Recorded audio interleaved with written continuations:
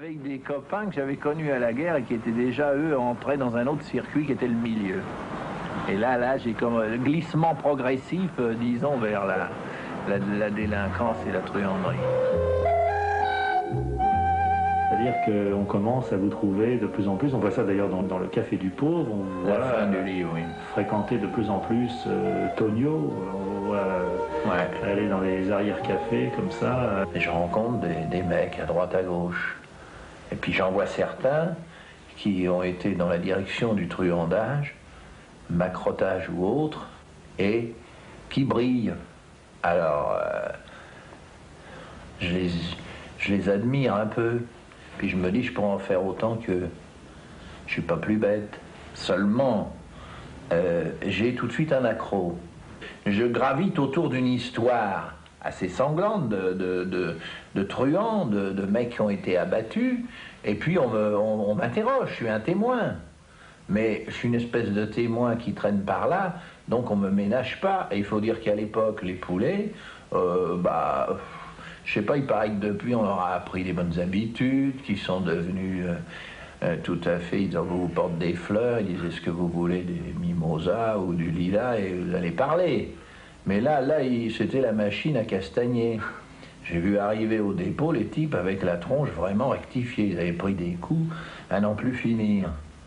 Et celui qui parlait pas, c'était ce qu'on appelait vraiment un homme. Et là, il y a tout un univers, il y a toute une mythologie, et j'ai été un temps victime. C'est-à-dire que je vis à ce moment-là, comme dit la police, d'expédients. Bon, alors il y aura des casses, il y aura des choses qui vont venir après. Au départ, il y a surtout des trafics.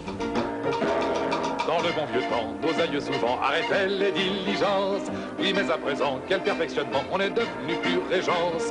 Le triomphateur, c'est le cambrioleur avec sa pince, monseigneur, qui vous fait sauter les verrous de sûreté et qui tranquillement, sans le moindre boucan, fait son petit déménagement. On se demande ce qu'il peut y avoir dans la tête des gens qui font ça. En somme, c'est les ennemis de la société. C'est la vénalité dans la tête. Oui, on pense au pognon, quoi. Qu'est-ce qu'on peut y penser quand on se trouve devant un coffre comme ça, au comble du comble de l'illégalité? On a un peu les jetons, hein, il faut dire. Alors là, évidemment, je suis devant un matériel un peu antique, hein, ça ne me rajeunit pas de voir des trucs pareils. C'est quoi la technique de casse d'un coffre? Et maintenant, les choses se font tout autrement, alors je peux en parler, mais là, bon, en général... L'attaque au chalumeau oxydrique se fait autour des ouvertures. Il faut éviter aussi que, à l'intérieur, les billets ne soient brûlés. Si on passait en revue un petit peu les complices, parce qu'il y a une galerie de gens fantastiques, il y en a un que vous appelez le Canaque, oui, qui est quand même ce qu'on fait de plus proche du fou furieux, quand même. Pas fou furieux, c'était un mec qui avait peur de rien. Ce qu'il y a, il disait, lui, il faut pas avoir peur de mourir et de tuer. Alors il était déjà, oui, évidemment, à la limite du fou furieux, mais il a tué personne, il disait ça. Hein. C'était un type qui osait n'importe quoi. Il fallait s'en méfier parce que c'était vraiment un dingue de ce côté-là. Mais, évidemment, on ne fait pas certaines choses sans des gens comme ça. C'est un des personnages de la Métamorphose, avec Edmond, qui va devenir brahmane, ou le Roukmout, dégoûtant traître. Une vraie bande de pieds nickelés. On était à l'époque de l'artisanat, vous comprenez? Alors, bon, c'est le pain poilane, ça, vous voyez, c'est le petit travail comme ça, avec des vieux amateurs, voilà.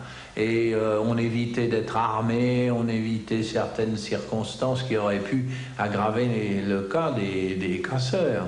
Maintenant, c'est les hécatombes. Hein, maintenant, bon, ils allument, la concierge, ils la mettent en l'air, en route, ils rencontrent un clébard, ils le tuent, et puis ils font sauter la maison, ils regardent s'il reste 100 balles. C'est devenu véritablement un univers de dinguerie. C'est un peu bande dessinée, quoi. C'est autre chose, ça, c'était... Vous savez, le travail bien fait, quoi, comme on dit. Souvent, ces choses-là ne sont pas si rentables que ça, parce qu'on est plusieurs, on partage, il y a un gars qui a indiqué le coup, etc. On ne sait pas des choses dont je tire une grande fierté maintenant. Et il se passe une chose dans ces métiers, enfin appelons ça des métiers marginaux, c'est qu'il y a, on remet tout le temps en jeu et on finit par se faire prendre. Et on a une conscience obscure qu'on sera piqué un jour ou l'autre. Et on y va quand même. On va quand même sur la corde raide. Comment ça s'est passé, votre dernière opération? J'ai été cravaté avant même de pouvoir la faire. Alors donc c'était naze dès le départ. Mais pas un hasard. C'est-à-dire qu'à ce moment-là, il y avait des rondes de police qui cherchaient des gars du FLN. Et puis, il y a eu un déclenchement de sonnerie, d'une sirène, et on s'est trouvé coincé. Alors on m'a embarqué, et puis a commencé pour moi une grande aventure, enfin, une grande aventure pénitentiaire. J'étais tubard, j'avais des pneumos. Alors j'ai été cravaté, et puis il fallait que je gagne du temps. Alors je peux le dire, maintenant j'ai mimé une hémoptysie. C'est-à-dire qu'on m'a filé dans le trou, et puis, vous savez, dans les quarts de police, enfin dans les commissariats, on vous arrête, puis on vous met, soit en garde à vue, ça c'est pas trop grave, c'est les putes ou les clochards, soit au violon.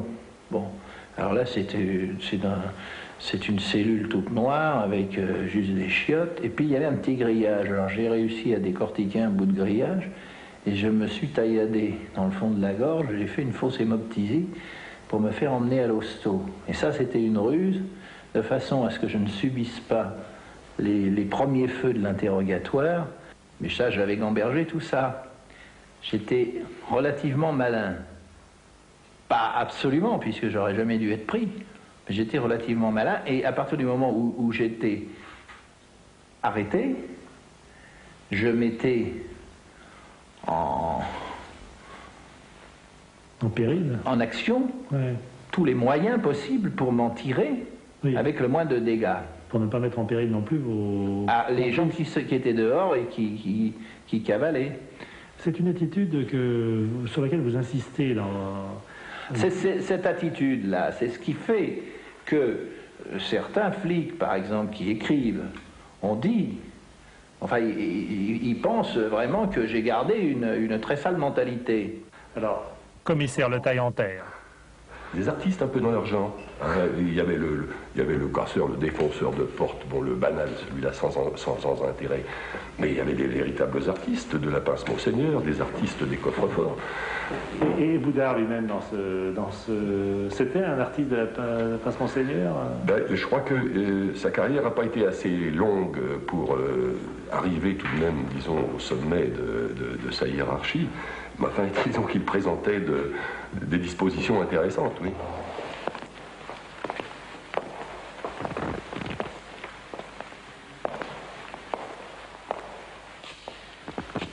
Alors ça devait être la descente aux enfers, non? Ben ici, c'est la Souricière, c'est un lieu qu'on appelait autrefois le 36 carreaux, parce qu'à la porte, il y avait un grillage avec 36 carreaux. C'était beaucoup plus sale. Il y avait jusqu'un trou avec les chiottes à la turque, et on nous entassait, je sais pas, 10, 12. C'était un endroit un peu impressionnant, un peu sinistre, bien sûr, mais dans l'intérieur, ça criait beaucoup à cette époque-là. Ça avait cette odeur de chiottes et de grésil, de désinfectant. C'était noir. Alors là, on attend toute la journée pour passer soit devant un juge d'instruction qui instruit votre affaire, soit devant une cour d'assises ou une chambre correctionnelle. Monsieur le juge, que l'on me juge sans trop de sévérité, car sur mon âme, ce qui fit le drame, c'est la fatalité.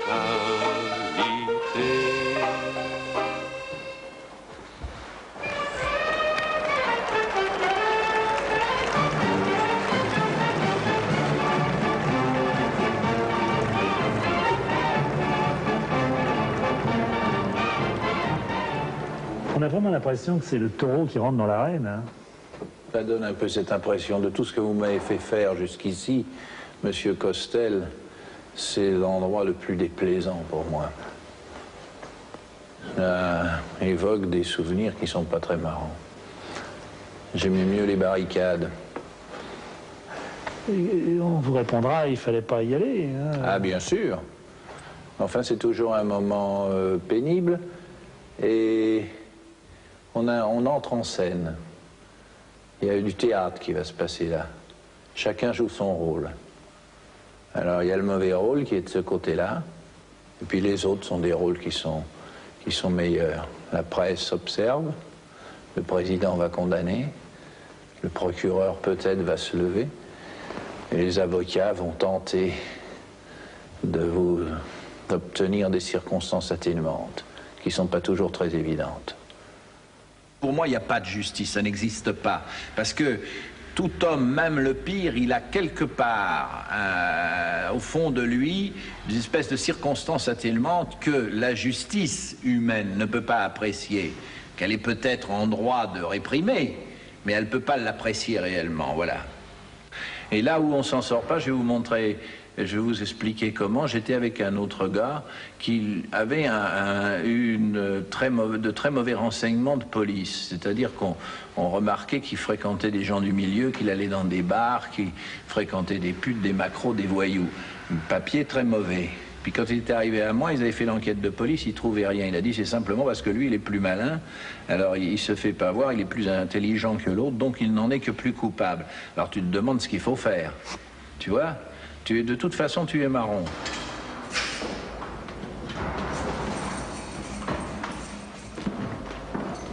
Le 12 septembre 1958, Alphonse Boudard est condamné à 5 ans de prison. Il est incarcéré à Fresnes.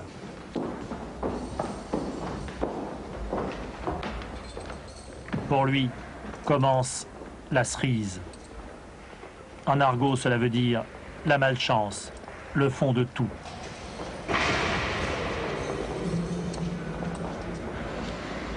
Pour longtemps, les couloirs interminables. Les jours interminables. La cerise interminable.